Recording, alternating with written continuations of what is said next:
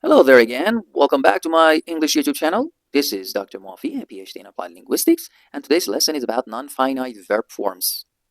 Actually, when they come after another verb, which is what we call the main verbs or the finite verb forms. All right? Well, you must have watched my other video about non-finite verb forms or verb phrases, or whatever you call them. I explained there, if you have listened, I explained for you that we are dealing with two kinds of verb forms or verb phrases. Basically, either they are finite or non-finite. Finite verbs are the main verbs of the sentence. They're the true and genuine verbs, all right? But non-finite verb forms or forms are not the main verbs. That's why we call them verb forms. Or actually, they are words. They are not verbs. They don't function as verbs. They appear in any part of the structure except the position of the main verbs. All right? Well, and normally they come in three different forms. Either that word that come after the main verb follows this structure. I mean, infinitives, they resemble or they are the infinitives, or gerunds, or both of them, but depending on the context and its meaning. All right? To cut the story short. But let's go through each one of them one by one again. All right? Well, the first one has two branches, as you can see. Either we use the base form with a to, the actual infinitives, or infinitive without to, the base form of the verb without to. Well, let me give you examples to make my point clearer. I want to travel. To travel is the infinitive. I want is the main verb. But travel is the non-finite form. It's not a main verb. Actually, it's an infinitive that comes after the main verb, want. Just like to help, which appeared after came. You see, the main verb is came, want here. All right, we have only one main verb in the sentence or in the position of the main or the genuine verb in any English structure. All right, well, and to travel, to help is actually an infinitive that came or appeared after the main verb, right? Just like go and talk that came after the verb plus object, let me go, or I'll make you talk, like in my other examples that you have seen in the other video about the non-finite forms, where I explained the different branches and definitions, and I gave many examples regarding whether we are looking at infinitives, gerunds, or participles. But here we don't have participles, as you have seen. All right.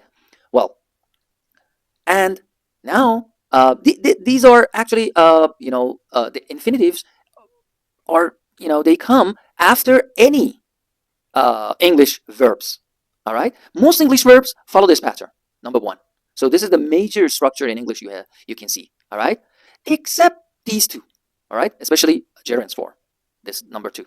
So most structures in English follow this, or the verbs, the main verbs. All right. Are most English verbs basically, except the number two, gerunds. All right. So if you see these verbs as the main verbs, mind, practice, imagine, finish, enjoy, fancy, forgive, can't help, feel like, and many more. All right. Of course, not many more, but a few more. All right. Like this, we have to use a gerund. The gerund is the base form of the verb plus ing. Like, do you mind? Mind. You can see it here, right? After that, you have to use a gerund. Smoking. Well, obviously, according to the meaning, do you mind not smoking here? Not smoking here. All right. If you want to make it negative, you have to put not before the gerund. Well, or practice speaking. If you want to master the speaking sub skill of any language, you need to practice speaking. Practice, as you can see, practice here, right? Practice speaking. You have to use the gerund afterwards. And lastly, we come to, well, a little bit more complicated item, number three, which is gerunds or infinitives. So if you see verbs such as try, love, hate, like, dislike, begin, start, stop, remember, forget, prefer, continue, and some other verbs, all right? It depends which one you use, whether you use a gerund after these verbs or infinitives, all right? Well, I gave two examples for each. I like swimming. I also gave you this example. I like to swim. What's the difference? Think about it, all right? You see, when we use gerunds, for example, in this particular example, we mean swimming as a kind of hobby, as a sport. I like swimming generally. Yesterday I liked it. Today I like it, and I will like it in the future, probably. All right. So that's my hobby.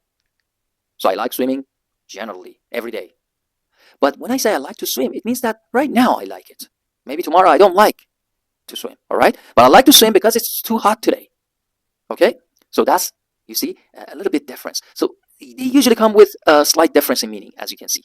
Or the second example I gave you, she tried running. She tried running and she tried to run. What's the difference again here? Well, it's not about the general or particular moments of time. All right. She tried running means she experimented.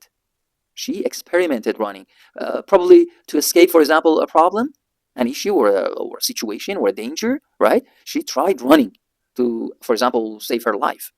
But here, she tried to run means she attempted to run. Try here means attempted, not experimented. All right, like to run, for example, she sought to run. She attempted to run. She made an effort to run. All right, she didn't want to experiment. Okay, so these are basically the different structures we may have after a special verbs, the main verbs actually. These are the non-finite forms. Either they come in infinitives, or infinitive form, or gerund form, or either one of them with a slightly difference actually in meaning. Thank you very much for watching again, and don't forget to like and subscribe.